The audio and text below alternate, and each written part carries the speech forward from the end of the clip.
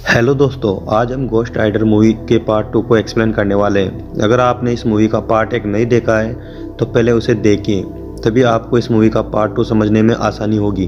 मैंने पार्ट 1 का link description और आई बटन में मेंशन कर दिया है। तो चलिए शुरुआत करते हैं मूवी की।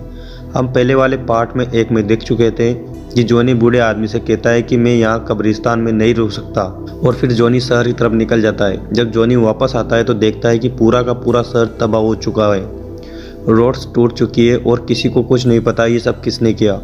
फिर उसे अपनी दोस्त रॉक्सी दिखाई जाती है जो किसी का इंटरव्यू ले रही थी, लेकिन यहाँ पर वो उससे नाराज़ होती है क्योंकि वो इस बार भी नहीं मिला था उससे, और वो वहाँ से चली जाती है। उसके बाद जॉनी अपने घर आता है और घोस्ट राइडर पर लिखी किताबें पढ़ता है, और इसमें यह लिखा होता है कि अगर वो चाहे तो अपने आप को मिटा सकते हैं और इस पर कंट्रोल पा सकते हैं। और फिर जॉनी उसी तरह ट्राई करता है। वो अपने हाथ में आग लगाकर बाहर निकलता है और उसके कंट्रोल में आ जाती है।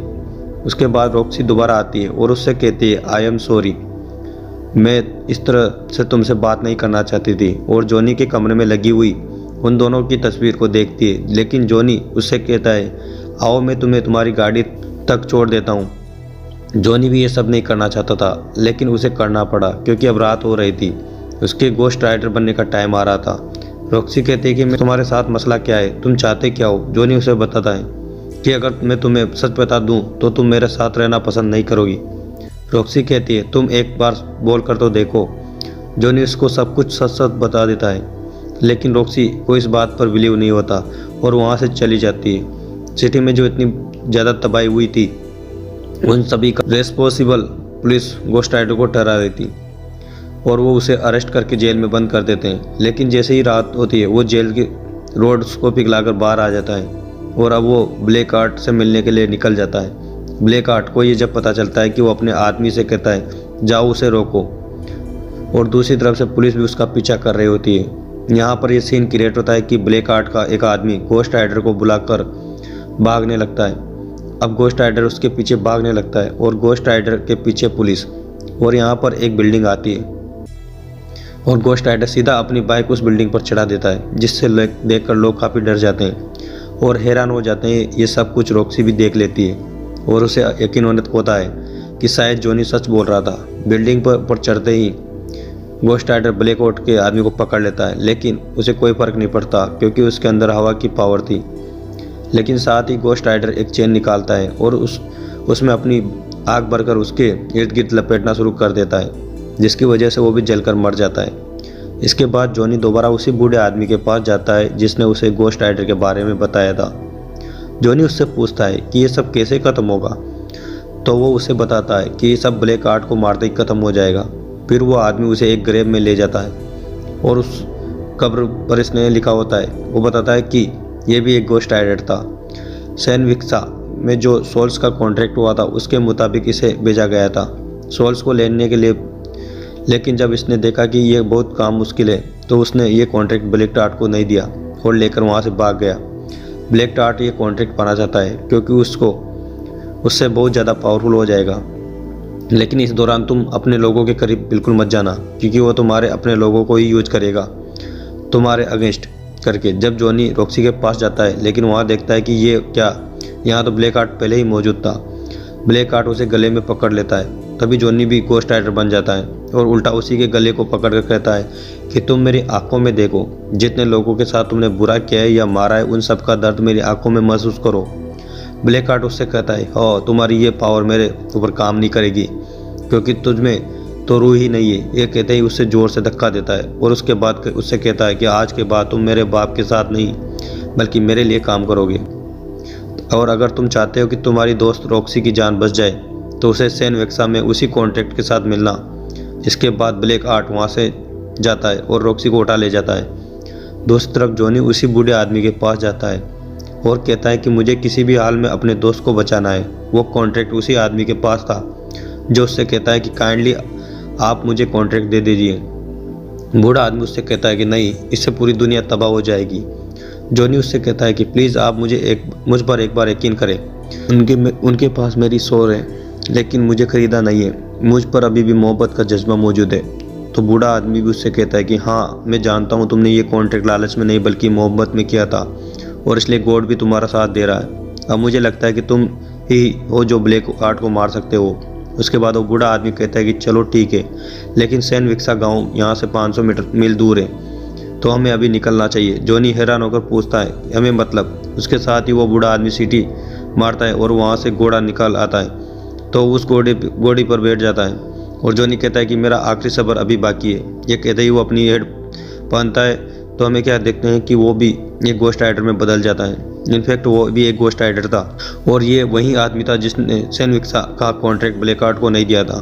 उसके बाद ये दोनों अपनी सवारी पर सैन विक्सा गाँव के लिए निकल जाते हैं। वहाँ पहुँचते ही वो आदमी कहता है कि बस मैं अब और आगे नहीं चल सकता, क्योंकि मैं सिर्फ एक बार और गोस्ट राइडर बन सकता था और ये चांस आज के लिए बचा रखा था। ये कहते ही वो वहाँ से चला जाता है और जॉनी अंदर दाखिल होता है। ब्लैक आर्ट का एक आदमी जो कि अब बच गया था, वो गोस्ट राइडर को पानी के अंदर करके मारने की कोशिश करता है, लेकिन तभी जॉनी गोस्ट राइडर में बदल जाता है और उल्टा उसी को पानी के अंदर करके मार देता है। इसके बाद वो ब्लैक आर्ट के पास जाता है और उससे कहता है अब तुम रॉक्सी को छोड़ दो, लेकिन ब्लैक आर्ट रॉक्सी को दूर फेंक देता है। जॉनी के हाथ में वो कॉन्ट्रैक्ट होता है, वो ब्लैक आर्ट के आगे करता है लेकिन उसे पकड़ता नहीं और साथ ही गोस्ट राइडर बन जाता है। उन दोनों में बहुत फाइट होती है। तब हमें दिखाया जाता है कि सूरज निकल रहा है और ब्लैक आर्ट इस चीज़ का फ़ायदा उठाकर गोस्ट राइडर को उठाकर रोशनी वाली जगह में फेंक देता है और तभी वो जॉनी बन जाता है। वो विलेज देखने में बहुत खौफनाक था क्योंकि वहाँ पर बहुत सारी सोल्स थी। इसके साथ ही ब्लैक आर्ट वो कॉन्ट्रैक्ट उठाता है और उसे ऊंची ऊंची पड़ने लगता है कि जहाँ जितनी भी सोल्स मौजूद है आओ और मेरे अंदर समा जाओ। ये सुनते ही तमाम सोल्स उसके अंदर आने लगती है और ब्लैक आर्ट के आगे बहुत ज़्यादा रेड हो जाती है क्योंकि अब उसके पास बहुत सारी पावर आ गई थी। रॉक्सी जल्दी से गोस्ट राइडर के पास जाती है और उसे कहती है कि चलो अब हमारे जाने का वक्त हो चुका है, तो जो इससे चाहिए था वो हमने दे दिया। तो जॉनी उसे कहता है कि नहीं, इस कॉन्ट्रैक्ट को मैंने ही शुरू किया है और अब मैं ही ख़त्म करूँगा। रॉक्सी उससे पूछते है कि आखिर तुम ही क्यों? तो जॉनी उससे कहता है कि क्योंकि मैं गोस्ट राइडर हूँ। इसके बाद ब्लैक आर्ट जॉनी की तरफ बढ़ता है। जॉनी उसे बहुत ज़्यादा फायर्स मारता है लेकिन इससे कोई फर्क नहीं पड़ता, वो उसे धक्का देता है। उसके बाद से हाथ से गन भी गिर जाती है और फिर वो अंधेरे में जाने की कोशिश करता है, लेकिन ब्लैक आर्ट उसे गले से पकड़ लेता है और कहता है कि अब नहीं, अब तुम्हारी दुनिया की सब की सोल्स मेरे अंदर है।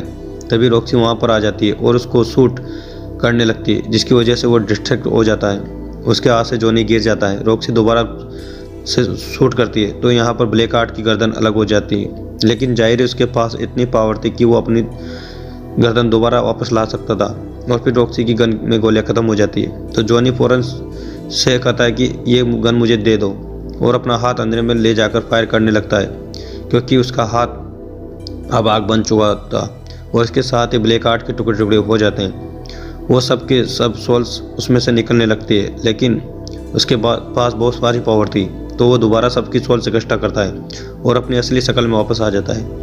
लेकिन अब गोस्ट राइडर जानता था कि ब्लैक आर्ट को कैसे मारना है। वो उसके पास जाता है और कहता है कि तुम्हारे अंदर जितनी भी सोल्स हैं उन्होंने जिस को मारा है उन लोगों के दर्द को तुम महसूस करो। इसी के साथ वो दर्द को महसूस होने लगता है और इतनी सारी सोल्स होने की वजह से वो इतना सारा दर्द बर्दाश्त नहीं कर पाता और यहाँ फाइनली उसकी डेथ हो जाती है। इसके बाद हमें ब्लैक आर्ट का फादर यानी वो बूढ़ा शैतान दिखाया जाता है जो जॉनी के पास वापस आता है और कहता है कि शाबाश, तुमने मेरा काम कर दिया, अब मैं तुम्हें आज़ाद करता हूँ। तुम चाहो तो अपनी एक नई ज़िंदगी शुरू कर सकते हो, एक नॉर्मल लाइफ। जॉनी कहता है कि नहीं, अब मैं ऐसे ही जीऊँगा और इन पावर्स को, इन एबिलिटीज़ को तुम्हारे अगेंस्ट ही यूज करूँगा और जहाँ कहीं भी किसी भी का कत्ल होगा तो देखना मैं वहाँ ज़रूर मौजूद होऊंगा और मैं तुम्हारे किए की सज़ा तुम्हें देकर रहूँगा। वो बूढ़ा आदमी कहता है मैं तुम्हें छोड़ूंगा नहीं। तो गोस्ट राइडर कहता है कि हाँ, हम डरने वालों में से नहीं हैं। इसके बाद वो अपनी स्टिक जोर से ज़मीन पर मारता है और एक और ज़ोरदार चीख मारकर वहाँ से गायब हो जाता है और इसी के साथ मूवी के पार्ट 2 का एंड हो जाता है। Thank you for watching. अगर आपको इसका डिटेल एक्सप्लेनेशन देखना है तो पार्ट 3 का लिंक